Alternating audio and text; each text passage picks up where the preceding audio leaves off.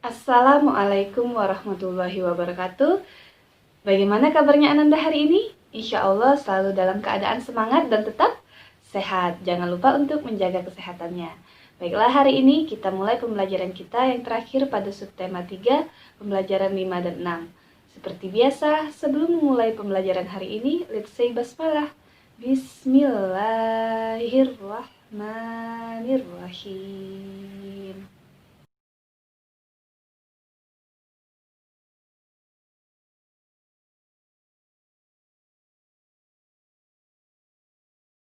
Baiklah, hari ini kita akan belajar tentang pengaruh cuaca terhadap transportasi.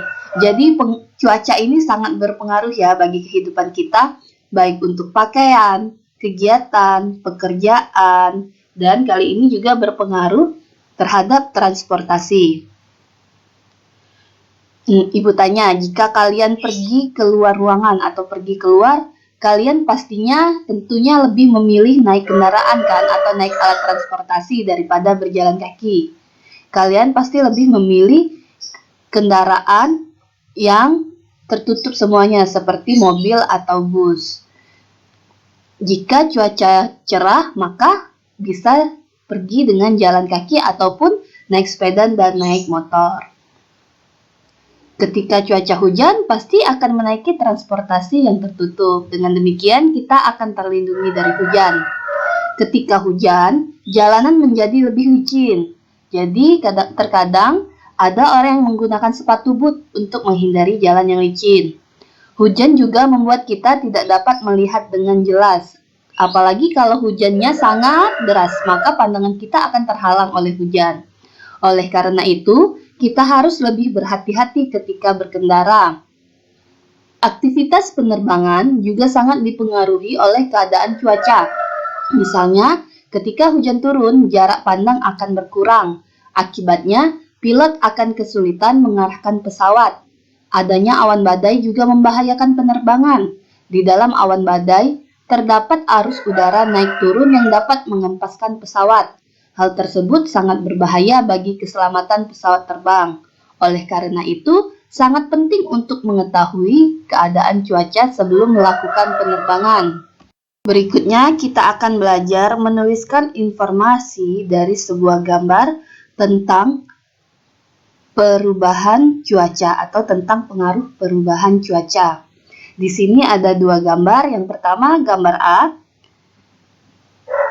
Kita amati gambarnya. Dari gambar tersebut didapat poin-poin penting, yaitu 1. Cuaca di taman sangat cerah. 2.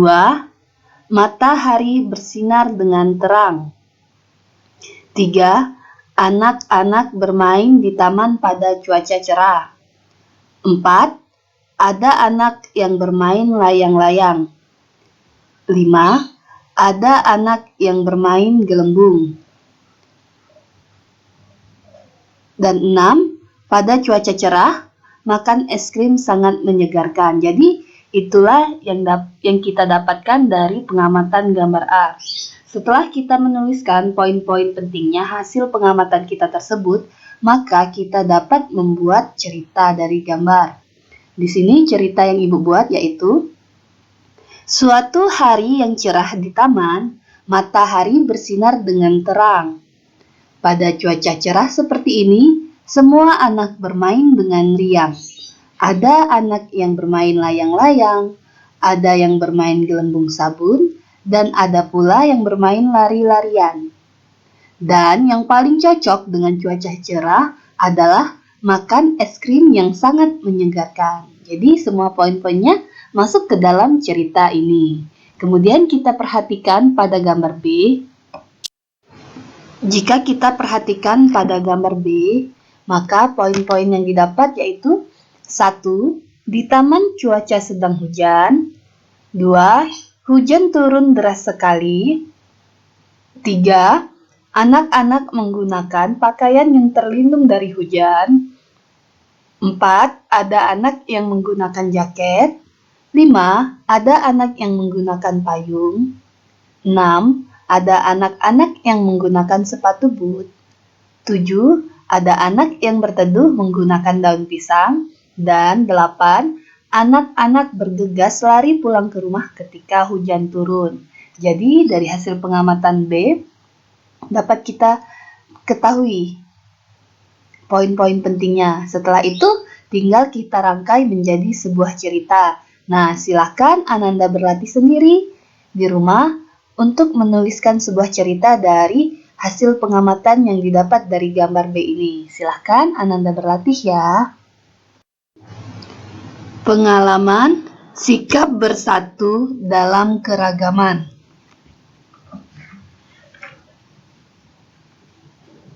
Ketika cuaca sedang buruk, seperti cuaca hujan yang terjadi terus-menerus, terkadang akan terjadi berbagai bencana seperti tanah longsor dan banjir.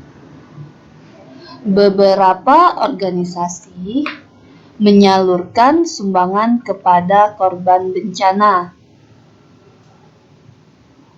Sebagai sesama manusia, ketika kita mendoakan korban bencana alam tersebut, itu merupakan salah satu wujud dari sikap bersatu yang dapat kita lakukan.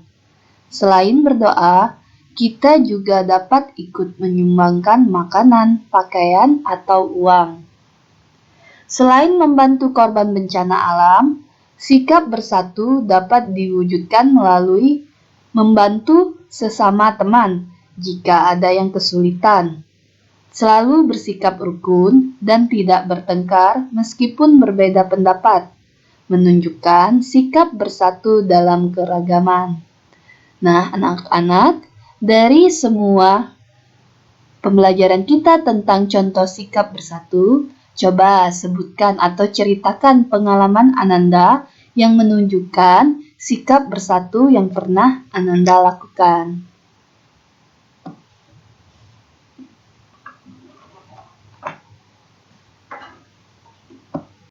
Pada pembelajaran sebelumnya, kita telah belajar untuk menjumlahkan pecahan. Nah, kali ini kita akan menyelesaikan masalah atau soal cerita tentang penjumlahan pecahan. Dapat kita lihat pada soal A, Nina membagi kue sebanyak 12 potong sama besar. Jadi diibaratkan di sini ada kue ya. Ada kue dipotong menjadi 12 bagian.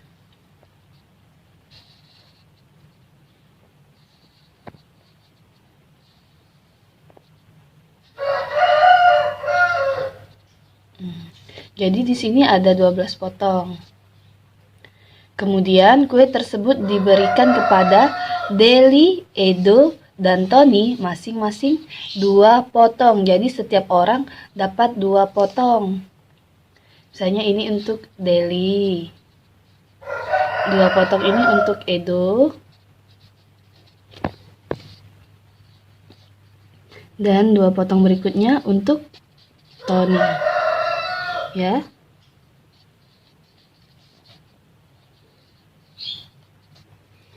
Yang ditanya, berapa bagian kue yang diberikan Nina untuk teman-temannya?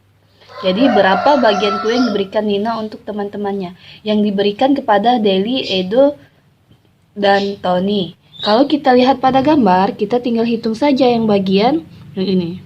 Bagian Tony, Edo, dan Deli. Ada 1, 2, 3, 4, 5, 6. 6 dari 12 bagian. Jika kita ingin melihat dari gambar. Tapi karena ini soal penjumlahan, maka kita buat berapa ditambah berapa dan ditambah berapa. Pertama, bagian Deli dulu. Ada 2 dari jumlah seluruh bagian adalah 2. Jadi Deli 2 per 12. Kemudian ditambah lagi bagian Edo. Edo tadi berapa? Ada 2 bagian juga ya, karena setiap orang 2 potong. Jadi 2 per 12. Dan yang terakhir, Tony juga 2 bagian. 2 per 12. Karena dijelaskan di sini masing-masing atau setiap orang itu 2 potong. Maka penjumlahannya adalah 2 ditambah 2 ditambah 2. Atau 2 per 12 ditambah 2 per 12 dan ditambah 2 per 12.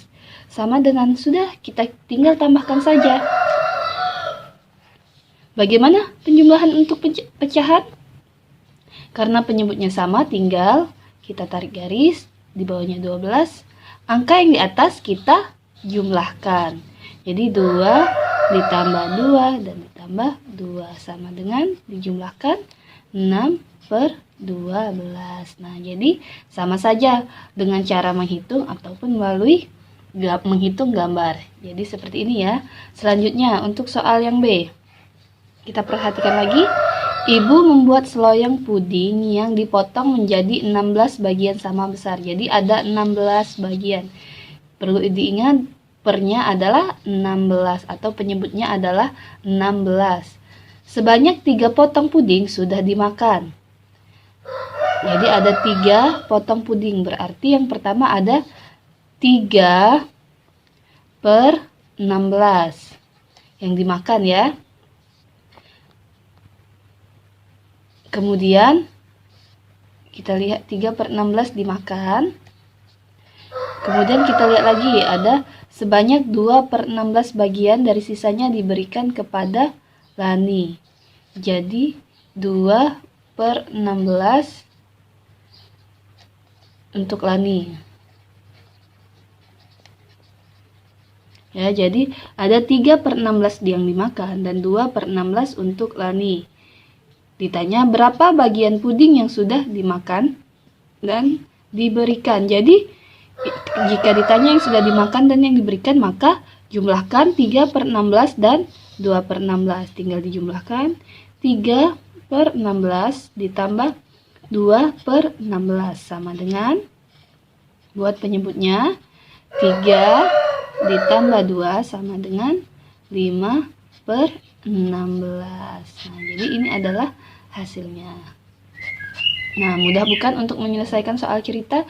Jadi kita perlu perhatikan berapa dulu penyebutnya atau bagian seluruhnya yang akan menjadi penyebut. Yang ini tadi 12 potong, berarti penyebutnya adalah per 12. Sedangkan ini 16 bagian sama besar, berarti ada per 16. Dan kita tinggal lihat bagian-bagiannya yang dimakan, yang diberikan, ya. Kemudian langsung saja kita jumlahkan jika memang soalnya tentang penjumlahan. Ibu rasa untuk sampai di sini mengerti ya. Jika Ananda masih kurang paham, silakan Ananda langsung tanyakan kepada Ibu. Alhamdulillah telah selesai pembelajaran kita pada hari ini. Semoga apa yang Ibu sampaikan dapat bermanfaat bagi kalian semua. Jangan lupa untuk kerjakan tugasnya, yaitu latihan tema 5 subtema 3. Nanti Ibu lampirkan. Kita akhiri pembelajaran hari ini. Let's say hamdalah. Alhamdulillahirabbil alamin.